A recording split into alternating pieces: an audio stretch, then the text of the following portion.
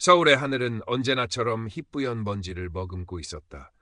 강남의 번화가, 높은 빌딩 숲 사이 자리한 심리상담소 마음의 숲. 원장 서지우는 창밖을 물끄러미 바라보았다. 그녀의 눈에는 회색 도시의 풍경 위로 아지랑이처럼 피어오르는 각양각색의 감정들이 보였다. 기쁨의 노란빛, 슬픔의 푸른 안개, 분노의 검붉은 불꽃. 29, 그녀는 이 특별한 능력과 함께 위태로운 평화를 유지하고 있었다. 왼쪽 손목의 희미한 흉터가 아릿하게 존재감을 드러낼 때면 어린 시절 지리산에서의 끔찍했던 조난사고와 함께 찾아온 이 능력의 무게가 더욱더 그녀를 짓눌렀다. 상담소 문이 열리고 한 남자가 들어섰다. 짙은 피로가 역력한 얼굴, 날카로운 눈빛의 강태준 형사였다. 그는 일주일째 서울을 떠들썩하게 만들고 있는 연쇄 실종 사건 때문에 찾아왔다고 했다. 마지막 희망, 지푸라기라도 잡는 심정이라는 그의 말에서 절박함이 묻어났다.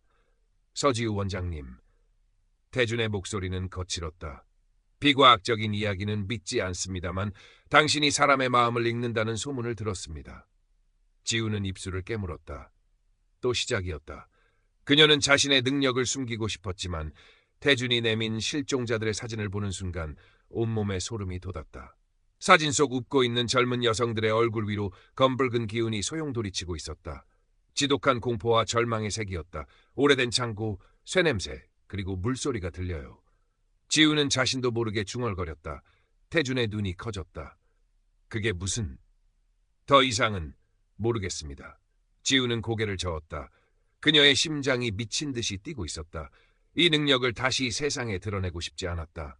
하지만 이미 엎질러진 물이었다. 태준은 반신반의하면서도 지우가 말한 단서들을 가지고 돌아갔다. 그리고 며칠 후 그는 다시 상담소를 찾아왔다. 놀랍게도 지우의 말대로 한강변에 버려진 정수처리장 근처에서 실종자들의 소지품 일부가 발견된 것이다. 서 원장님, 당신은 대체... 태준의 목소리에는 경외감마저 서려 있었다. 지우는 씁쓸하게 웃었다. 이 능력은 축복일까, 저주일까?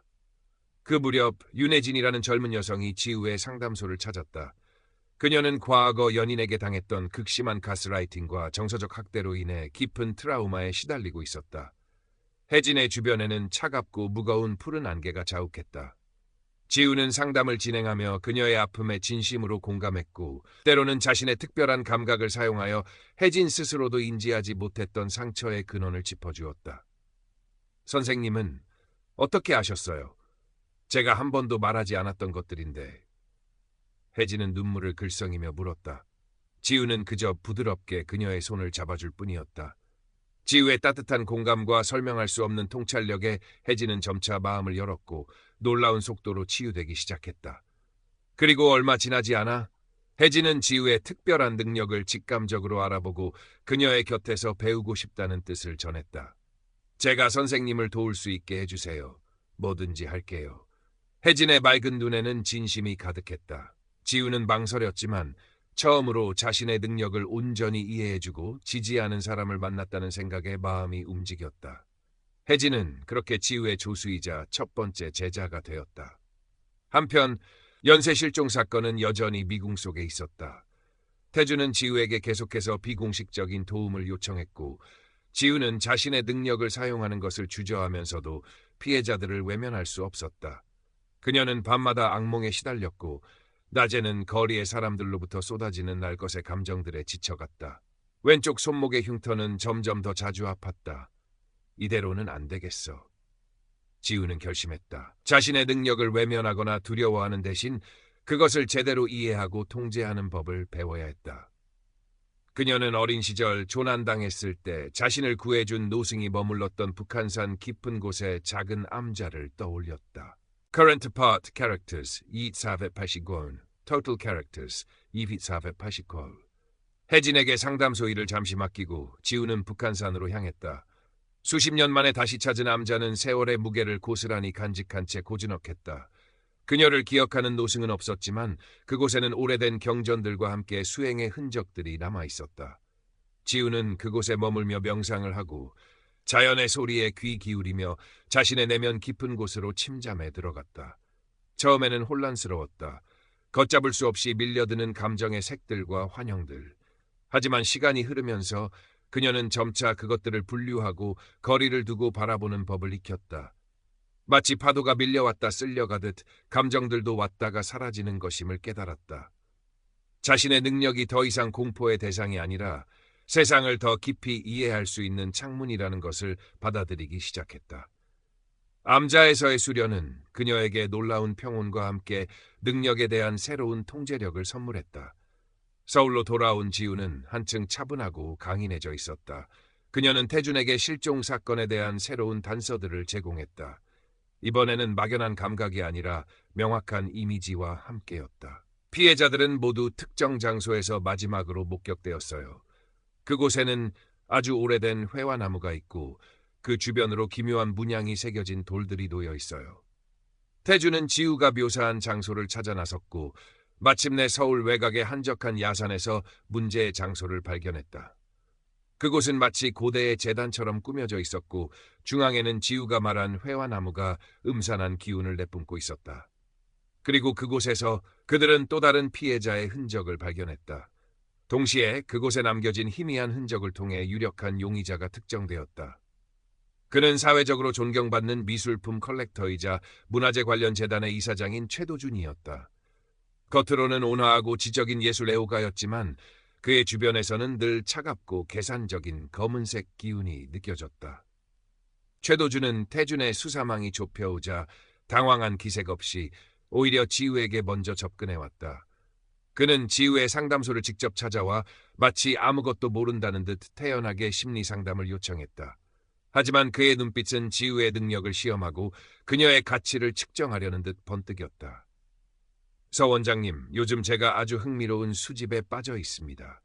최도준은 정중한 미소를 지으며 말했다. 그의 목소리는 뱀처럼 매끄러웠다. 아주 특별하고 희귀한 것들이죠. 예를 들면 당신처럼 특별한 능력을 가진 사람이라든지. 지우는 온몸에 소름이 돋는 것을 느꼈다. 최도준의 주변을 감싸고 있는 것은 단순한 검은색이 아니었다. 그것은 모든 빛을 빨아들이는 공허, 끝없는 탐욕과 악의가 뒤섞인 심연의 색이었다. 어둠의 수집가. 지우는 본능적으로 그의 정체를 직감했다. 최도준은 지우에게 거부할 수 없는 제안들을 던지며 그녀를 회유하려 했다. 부와 명예, 심지어 그녀가 원하는 영적인 지식까지. 하지만 지우는 단호하게 거절했다. 그녀의 능력은 거래의 대상이 될 수 없었다. 안타깝군요, 서 원장. 최도준은 실망한 듯 어깨를 으쓱했지만 그의 눈에는 차가운 분노가 서려 있었다. 그렇다면 다른 방법을 쓸 수밖에요. 며칠 뒤 윤혜진이 갑자기 사라졌다. 혜진의 작업실에는 최도준이 보낸 것으로 보이는 검은 장미 한 송이만이 남아 있었다. 지우는 절망감과 분노로 몸을 떨었다. 최도준이 가장 비열한 방식으로 자신을 협박해온 것이다. 지우는 즉시 태준에게 연락했다. 태준은 모든 경찰력을 동원해 최도준의 행방을 쫓기 시작했다. 지우는 혜진이 남긴 물건들을 통해 그녀의 마지막 감정을 읽어내려 애썼다. 공포와 혼란 속에서도 혜진은 지우에게 어떤 메시지를 남기려 한 듯했다. 지우는 혜진이 평소 즐겨 그리던 그림들 속에서 반복적으로 등장하던 특정 문양을 떠올렸다. 그것은 최도준의 아지트로 추정되는 오래된 미술관의 로고와 유사했다. 찾았어요. 최도준은 아마도 자신이 운영하는 사립미술관 지하의 혜진 씨를. 지우와 태준은 지체 없이 문제의 미술관으로 향했다. 미술관은 이미 폐관 시간이 지나 적막막감만 감돌았다. 그들은 경비를 따돌리고 몰래 지하로 내려갔다. 그곳은 마치 현대판 드라큘라의 성처럼 온갖 기괴한 골동품과 고대의 유물들로 가득 찬 비밀스러운 공간이었다. 그리고 가장 깊숙한 곳, 거대한 오망성이 그려진 방 중앙에 혜진이 묶여 있었다. 최도준은 마치 의식을 치르려는 듯 기이한 복장을 하고 그녀 곁에 서 있었다. 드디어 오셨군요, 서 원장. 최도준은 태연하게 그들을 맞이했다. 마침 중요한 의식을 시작하려던 참이었습니다. 윤혜진 씨의 순수한 영혼은 아주 훌륭한 제물이 될 겁니다. 그리고 당신의 능력은 그 영혼을 더욱 완벽하게 만들겠죠. 최도준은 손짓 한 번으로 방 안의 조명을 어둡게 만들었다. 그러자 사방에서 기분 나쁜 속삭임과 함께 검은 그림자들이 스멀스멀 피어오르기 시작했다. 그것들은 지우의 과거 트라우마를 자극하는 환영을 만들어냈다. 지리산의 눈보라, 뼈를 내는 추위, 그리고 죽음의 공포. 지우는 숨이 막히는 듯한 고통에 주저앉았다. 왼쪽 손목의 흉터가 불에 데인 듯 뜨거워졌다. 그래, 바로 그거야. 너의 공포, 너의 절망. 최도준은 광기 어린 웃음을 터뜨렸다. 그것들이 너의 영혼을 더욱 달콤하게 만들지. 그 순간 지우의 내리에 암자에서 깨달았던 노승의 가르침이 스쳐 지나갔다. 두려움은 허상이다. 빛은 언제나 어둠보다 강하다. 지우는 눈을 감고 심호흡을 했다. 자신의 내면 깊은 곳에서부터 따뜻한 빛이 차오르는 것을 느꼈다. 그것은 사랑과 용기 그리고 치유의 빛이었다. 지우가 다시 눈을 떴을 때 그녀의 눈빛은 이전과 달랐다. 더 이상 두려움에 떠는 어린아이가 아니었다. 그녀는 자신의 능력을 온전히 받아들인 강인한 치유사였다. 당신은 틀렸어, 최도준. 내 능력은 파괴를 위한 것이 아니야. 생명을 위한 거지. 지우는 혜진을 향해 손을 뻗었다. 그녀의 손끝에서 따뜻한 금빛 에너지가 흘러나와 혜진을 감쌌다. 혜진의 얼굴에서 고통의 빛이 서서히 사라지고 평온이 찾아왔다. 동시에 지우는 최도준을 둘러싼 검은 기운의 핵을 꿰뚫어 보았다. 그것은 그의 뒤틀린 욕망과 채워지지 않는 결핍, 그리고 깊은 자기 혐오였다. 당신이야말로 두려움에 사로잡혀 있군. 지우의 목소리는 차분했지만 강한 힘이 실려 있었다. 그녀는 최도준의 검은 오라 속으로 치유의 빛을 흘려보냈다. 최도준은 괴로운 듯 비명을 질렀다. 그의 주변을 맴돌던 어둠의 그림자들이 힘을 잃고 사라지기 시작했다. 태준은 그 틈을 놓치지 않고 최도준에게 달려들어 그를 제압했다. 수갑이 채워지는 순간 최도준은 허탈한 웃음을 터뜨렸다. 결국 이렇게 끝나는 건가? 그의 눈에서 광기가 사라지고 깊은 공허함만이 남았다. 사건은 그렇게 마무리되었다. 최도준은 그의 모든 범죄 행각이 만천하에 드러나 법의 엄중한 심판을 받게 되었다. 그가 수집했던 저주받은 유물들은 압수되어 정화 절차를 거치거나 파괴되었다. 혜진은 지우의 도움으로 무사히 구출되었고 이번 사건을 통해 더욱 강인한 내면을 갖게 되었다. 지우는 더 이상 자신의 능력을 숨기거나 두려워하지 않았다. 그녀는 심리학적 지식과 영적 직관을 결합한 자신만의 독특한 방식으로 사람들을 치유하기 시작했다. 그녀의 상담소 마음의 숲은 절망에 빠진 사람들에게 진정한 위안과 희망을 주는 장소로 알려지기 시작했다. 때로는 설명할 수 없는 현상으로 고통받는 이들이 찾아왔고 지우는 그들의 이야기를 귀담아 듣고 그들 내면의 빛을 되찾도록 도왔다. 강태준 형사는 여전히 강력계 형사로 일했지만 세상을 바라보는 그의 시각은 이전과 달라져 있었다. 그는 눈에 보이는 증거와 논리만으로는 해결할 수 없는 일들이 세상에 존재한다는 것을 인정하게 되었고 종종 지우에게 자문을 구하며 미제 사건들을 해결해 나갔다. 그들은 이제 서로를 깊이 신뢰하는 동료이자 좋은 친구가 되었다. 윤혜진은 지우의 곁에서 그녀를 도우며 영적인 성장을 계속해 나갔다.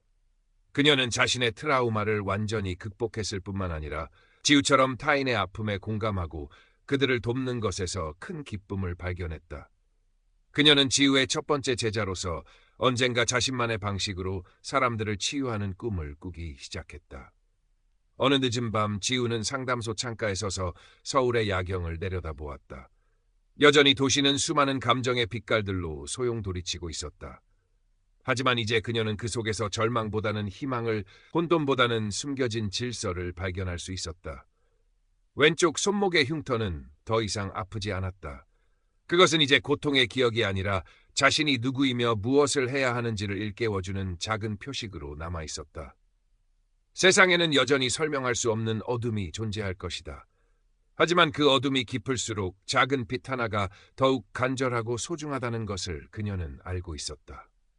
그리고 그녀는 기꺼이 그 작은 빛을 밝히는 사람으로 살아갈 터였다.